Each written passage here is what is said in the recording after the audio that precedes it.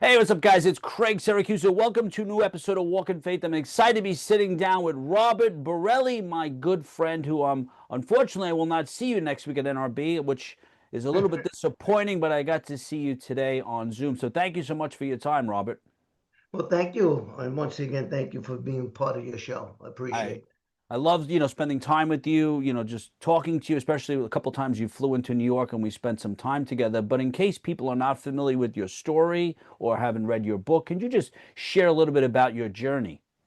Yeah, well, I'm going to do a little brief on that there because basically, grew up in Ocean Hill, Brownsville, bad neighborhood. So I was one of those little tough young kids, So if I fought, I'd fight whoever I could possibly fight. We didn't use bullying, but you didn't want people to pick on you. So I didn't want people to pick on me because I was like the smaller of the group. So I had to fight my way around and get a kind of like a little reputation is, well, he's not going to back down. He's going to fight. So a lot of, that's just how it was back and then. And then, we had the gangs, the FNR, Fulton and Rockaway. That's where I was part of, Eastern Parkway and those kind of things. So if you walked in somebody else's neighborhood, there's going to be, yeah, I learned two things real quick. Either you had to fight real good or run real quick, one or the other. And sometimes you could have been a good fighter, but there was times when you're outnumbered, you need to run real quick. So I learned that in an early age of life. And then, I seen the guys like my neighborhood. We had like legitimate people. My mom and dad, legitimate people. Worked real hard to make ends meet. We had five children in the family, and most of the arguments in my home would have been probably about finances. Not having enough money. I was going to a Catholic school at that time. You had to dress a certain way, uniforms and stuff. So things like that. And then you had guys that were a little bit older than me, just coming back from the Vietnam War, and a lot of them came back pretty messed up, either on drugs, alcohol, or something like that. And those are the two things as a young kid. I didn't want to be like my mom and dad struggling in life. I didn't want to be like these guys drinking and get mess up their life. Then you had the guys down the block, the social club. What you have seen, if you've seen Goodfellas or Bronx Tale, that's kind of like the atmosphere that I grew up in. And the guys in the club used to see that I was a pretty little, tough kid and stuff like that. So they took a liking to me and they let me hang out in their club. And then from there, it just escalated into other things as I got older. They gave me more things to do, trusted me more. And I really got involved with that lifestyle. Uh, you know, in a sense, I was more accepted by them in a sense, if that makes any sense, It than does. with my family.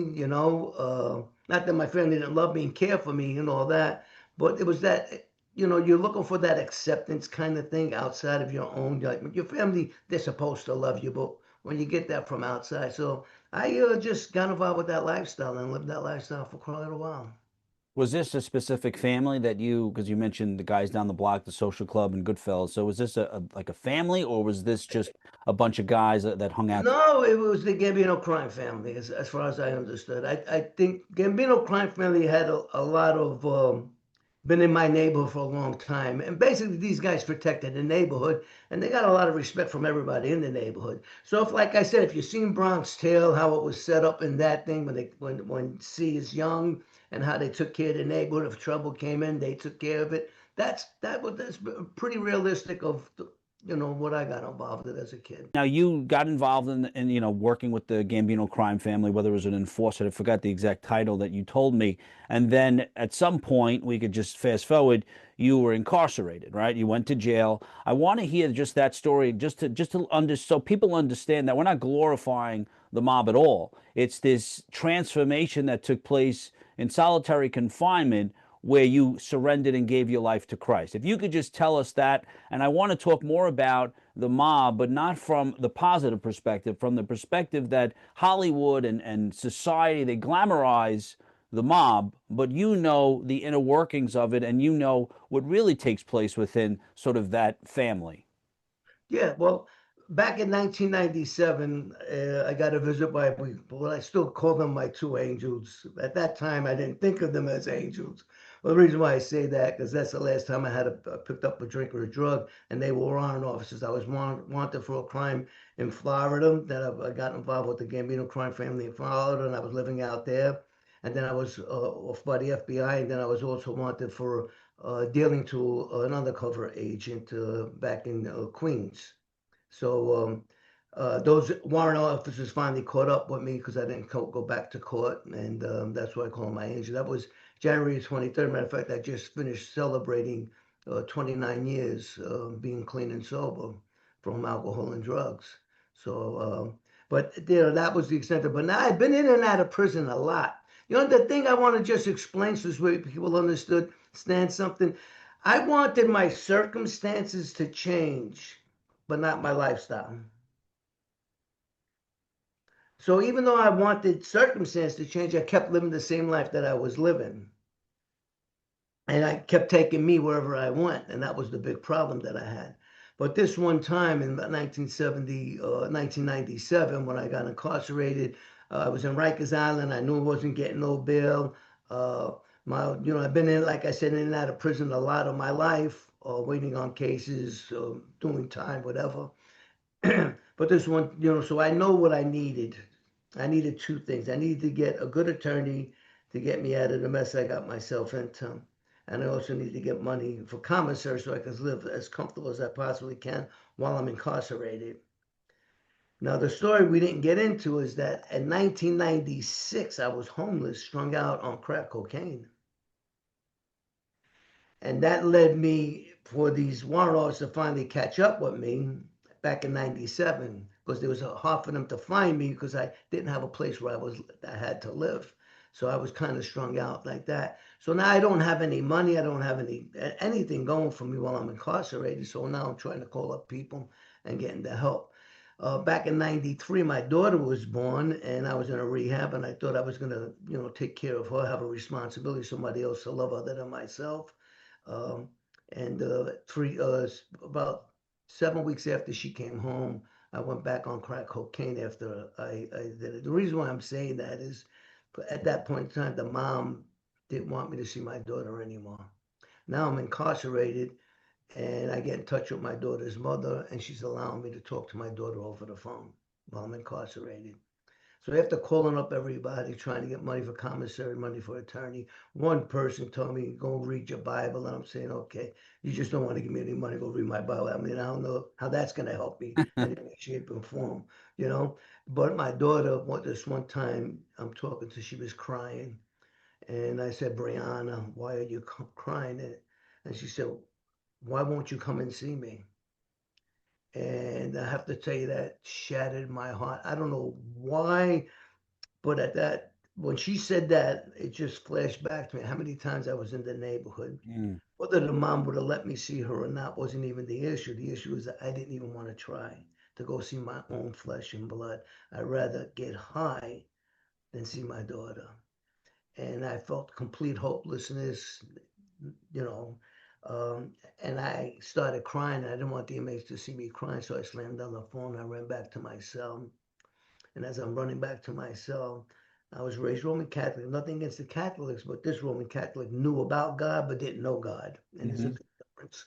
Um, and I said, God, if you're real, either have somebody kill me or change me. The pain was so great, Craig. I just didn't even want to live anymore. I didn't even want to live for another minute at that point in time. And I know in Rikers Island, for a white person to get stabbed or shanked or killed wouldn't have been a hard thing to happen. Where I was in one of the toughest uh, dorms. Well, it wasn't dorm cells that you could be in anyway. Uh, so I just got on my hands and knees in my cell, and I knew the rosaries, and I'm praying rosaries. But I'm crying out, God, please help me. Please help me. I can't live like this anymore. I just don't want to live anymore like this. The pain was that great. And I guess God really answered the sincerity and the cry of my heart at that point in time. And I believe at that moment of God answering my cry, I believe I was born again at that point in time. And Robert, when you were on your knees, I mean, that was the full surrender. It's not when, I say, we say, oh, I surrender my life, surrender, and then It's not full, it's not the whole heart. You wholeheartedly surrendered your life to Christ. Without a doubt, yes, I did. Yes, I did. But I thought that was was more likely to happen to me than I didn't know about the born again experience. I didn't know about a lot of that. To be on I didn't know about repentance neither. I just didn't. I just told God, man, I don't want to live like this anymore. And That what was God what warning me. happened like right at that moment, right? Because I know from personal experience and just interviewing people, when they say that something happens, it's internally, it's not like from experience anyway. When I fully commit, there's some transformation that takes place, some emotional feeling, something usually did something happen to you in that moment. There was a sense of peace. Now, I understand it now a little bit better because I didn't understand it then. I didn't know the peace that surpasses all understanding because I still have these cases pending. I don't have no attorney. I'm facing probably 20 years or more for the crime. It was a RICO crime in Florida with the feds and a state crime of selling to another crack to an undercover agent. So you're talking about a lot of time and without an attorney. So, but I had a sense of peace at that point in time. I did. But I cried like a little baby, like a little baby. Yeah, just on my knees. I mean, and your life has completely transformed. And I know you personally, like I said, we spent time together. Your books, I mean, which I still believe and hope that at some point I'll be able to be involved in a movie about your life. And I see now too, you're traveling around, speaking to other people that were incarcerated, some people that were in the crime family, maybe the Gambino crime family, and they found Christ. And what I love is like I mentioned, is that you're not glorifying the mafia in any way. You're talking about really what it's like. And we said on the phone, like I think you might have said, or I said it was like a cult in a sense. And I wanted you to, if you could just explain to people that are out there that might be caught up in this lifestyle, or might be, they find it intriguing, to just explain some of the things that you've experienced, that Hollywood is not right when it comes to depicting the mafia or society in this positive light, that there are a lot of things that we should not get involved with. And the mafia and the life of crime is one of them.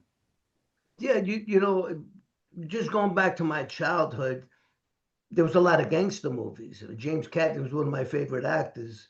So you had a lot of glorifying mob stories out there, gangsters out there in them days. And I always rooted for the gangster. I never rooted for the cops at that point in time. So you see that it is glorified in the movies in Hollywood and all that kind of, but they don't see, like just say, in if you look at Bronx Tale, the kids see is doing really good and all that, and then all of a sudden, uh, I forget what name he used, but Chaz Palminteri lends him his car to Yep. meet the girl. He gives the car back to him, and he drives it a little bit, Chaz, and there was a bomb in it, Yep. and he goes and he's ready to kill the kid. I think the kid said, "Put a bomb in there." That's kind of how it's like, man. They're your best friend if you do everything that they want you to do, but they can be your worst enemy if you mess up. That's part of it. But for me, my experience is every time I was incarcerated, I was more or less on my own. You know, I mean, I had connections while I was there because I was part of a family and stuff like that. But I didn't get a lot of help, so it's not as loyal as sometimes it's portrayed to be. Um, for me, I see it in a different light today. So let me see if I could explain it. Maybe people understand it. Um, we had many different clubs in the areas, part of the Gambino crime family, but everybody was more or less not against each other, but not rooting for one another. Like I had two brothers that were involved with being my mentors in a sense, and they didn't talk to each other. There was times when I would go by one of their other clubs, their brother's club, and I would get in trouble for that. So I'm trying to explain it, and through my experience, it's just not what it seems to be, man. They're not showing the end story; they're just showing the beginning. They're not showing that you take a John Gotti, uh, in every household name practically all over the world, but they don't show you how he suffered when he was in prison. They don't show you that. They don't show you him being isolated from everybody. Uh, I mean, they just don't show you that part of it. And I believe that a lot of people that are doing time, even guys that are stand-up guys, really strong stand-up guys, they're not going to admit that they're crying in their beds. Mm. You know, Robert, you just said something. When I was in Sing Sing about a year ago, I had the honor and the privilege to speak at this event, and most of the people there were life in prison, murder. And I asked them that question about the power of vulnerability. And this one guy, I'll never forget, he was huge, like probably 6'5", diesel, big guy. And he said how he cried the first night when he was in jail. And he was afraid that people would hear. But when he was able to express himself and to really be vulnerable, it was sort of, it would allow him to sort of sustain his life and live and go and move on. And then obviously I think that led to his conversion to Christ. But it's powerful. But you're right. These people, I mean, you think about Goodfellas. You watch the first, 2 hours of it, and then the last 20 minutes you shut it off, right? Nobody wants to see him when he goes to the FBI and his life changes. You want to see the first hour where he's living, what a wonderful life, and it's glorified. And as an Italian especially, I mean, it bothers me. It bothers me because that's not how we should be depicted, and in all nationalities and cultures and races, that we're glorifying something that we know people end up killed, we end up in jail. I mean, separation from family, from a relationship with Christ. I mean, it doesn't end well for anyone, but yet it's glorified, and it's people will go to the movies to see that, and they'll support that when we know, and personally how it ends. And it's something that we need to address, and we need to change the way we perceive ourselves and what we really enjoy. Well, I just thank God that He shed some light on me from the way I used to think to the way I think now. Because now I think of it, I say, okay, these guys, stand-up guys, went to prison for maybe life for 20 years or something like that, but they left their family behind. Exactly. You know, Terrible. so And then the and kids, I mean, the kids and that cycle of not being there. I mean, I just, I don't get it. And just one thing too. You were on the news a couple of weeks ago, and I'm on this group text with you and all these people. I don't even know who they are, but it's funny. But yeah, but you were on, and I watched it, and it had to do with the gambling that was going on. I think, what was it, a basketball team at the time? it was well, it was Vegas. They were bringing people in, gambling and fixing everything. So, Fixing but and it was gambling. basketball, some Basketball. basketball players or coaches or something like And that that. so you were on the news talking about that. And now the Super Bowl is this weekend, and I mean, gambling is at the forefront of the Super Bowl. You can gamble on the color of the Gatorade, all the way to the shoes, to the commercials. And you had a good point about it, and you spoke about how in that case especially. Tell us a little bit about what took place in that case, and what is going on. Is the mafia still involved in gambling, illegal gambling? Do they fix the games? Tell me about that from your perspective or experience. Well, I don't know how much they are like fixing games because I'm not part of that lifestyle anymore. So I don't know for sure if that's still going on. But you could see what happened in Vegas in this article and what happened with these players getting arrested and the I think it was five or four or five different families were involved. Organized crime families were involved in this one scheme to just beat people for their money.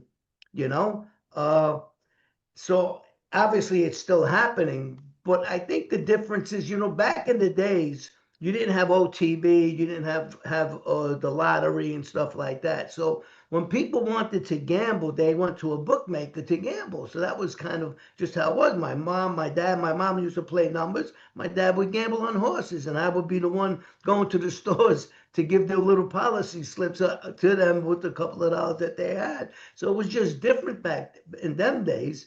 And then when it started graduating, Jimmy Burke got him locked up for uh, being part of the Boston. I think it was the Boston College thing where they were paying the players to throw games, shave points and stuff like that. And now it's just bigger, but I think a lot of it now is through the internet. A lot of the gambling and the stuff that they're doing is through the internet. And then somebody will come up with a scheme like these guys did to set people up, bring people in with big money, you know. and beat them for their money. I mean, it was fixed. Everything was fixed. So is it still going on? Without a doubt, it's still going on. You're not going to stop something like that because here's guys that are making, I don't know how many hundreds of millions of dollars just playing the sport itself, you know?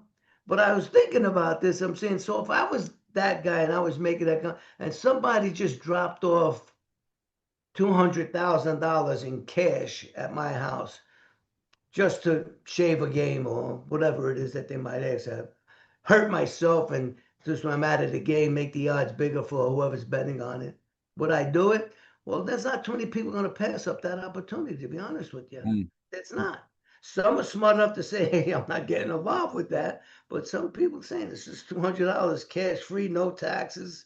Hey, Yeah, well, no, that is a good point. I mean, and I think a lot of it too is the greed, and also too that they feel like this sense of invincibility. Nothing's going to happen to them. I mean, if it does, I have enough money and power to bail myself out. And in that case, they didn't, and now their careers are destroyed. But you think about how many people are probably involved in that. I don't know about the Super Bowl, but some of the things that I've seen that you can gamble on, I'm like, there's got to be someone that knows the color of the Gatorade or so. So to me, some of that stuff is fixed, but I don't know at what level and if the crime family's involved or it's just another form of gambling. But I do agree with you. I think it's still going on. So just one last thing. We see there are people that are influenced and inspired to be in the mob or in gangs. I mean, it's not going to end, right, until maybe the second coming of Christ. But right now, this is a serious issue. What would you say to someone out there that's struggling, whether they're in the mob, they're debating on it, or they're just getting slowly involved in sort of that life of crime because, like you said earlier, they feel acceptance? What would you say to them? well, I would say it's there's nothing truthful about it. It's all a farce. It's as far as I'm concerned, that's what it is. It's you live a good life. Well, I did an interview a couple of weeks ago, and the flesh got excited because I was talking about going into places, people know who I was, and all that. And that sounds really good. And did I enjoy it at that point in time? I did. I did. Like I said earlier, I want the circumstance, me getting caught to change, but not that lifestyle, because that lifestyle, I enjoyed it. I can't say I didn't enjoy it. I'd be lying. But what could I say to them? That the ending's never, ever going to be good. It's never going to be good because you're going to be either in prison or you're going to be dead because these people don't have no conscious about if you interfere what they're trying to do to take you out. That's number one. Or even today, give you up, rat on you, tell people what you're doing. It's usually one thing or another that I look back at so many of my friends from the past and a lot of I even sometimes question God like why I know why he kept me alive, but sometimes when I see all these guys that were around me that either they're dead or they're doing life in prison and stuff like that, like why did you spare me? And I know the reason for it now that I could share things like this and bring a message of hope. But what I say, and this is so strong for me, is that it's never, never too late for a new beginning, no matter what it is, whether it's drugs, organized crime, crime itself, pornography, no matter what it is that's eating at you. It's like a cancer. That's what it is. There's a cure, and his name is Jesus Christ. My new beginning started in that jail cell on my hands and knees, crying, God, please help me. God, please help me. That's how my new beginning started. And from that moment on, I could look at where I am today and what I'm doing today. So Amen. And I advise people to read Robert's book. Just look him up, listen to some of his yeah, interviews, and I just get to have it here know. with me in case you want to Yeah, The call the Witness. witness, and you can Yep. go to my website, robertborelliministries.com, and order a book, and I will personally sign it, put some scripture in it for you, and mail it personally from me to you. So Yeah, like I said, I advise it. And Robert, when we're able to make that film, I pray at some point, whether it's through your relationships, mine, God opens a door. But I want to be involved in helping to tell your story. Every time I talk to you, I just is that connection, that relationship. And it might be because we grew up close to each other, but it's also because of our conviction, our faith in Jesus Christ. And I hope I get to see you in the next week if something changes. But if not, Robert, I will be in contact with you. Yeah, well, I'm going to be doing an interview with Sammy Gravano, and that's taking up a lot of resources. A lot of people that are coming to Christ, and it's through stories, through testimonies like yours, Robin, and other people that are willing to speak openly about their life experience and how God has completely impacted and transformed their life. Like you said, when you got on your knees, you were born again, you gave your life to Christ, and people are realizing that that is really that's the only answer. It's giving their life to Christ. Yeah, he is the hope that we, you know, in Ecclesiastes 3:11 it says that God has placed eternity in every man's heart. And I can personally tell you that no matter what I was searching for to fulfill that part of my life, that getting, I guess I'm trying to think the right word to say, fulfilled, no matter what it is that I said, okay, if I get this, I'll be happy and fulfilled. And then I got that, and there was something else. So it's a chase that's going to go on in our lives because we're never going to get fulfilled because God has placed an eternity in each and every person's heart. But if you're in any kind of real estate, you know anything about real estate, the whole key to that is location, location, location. Where you're going to spend that eternity. Robert, thank you so much. Guys, I hope you enjoyed today's episode of Walk in Faith. Always remember the ability to inspire and evangelize through words and actions. God bless you.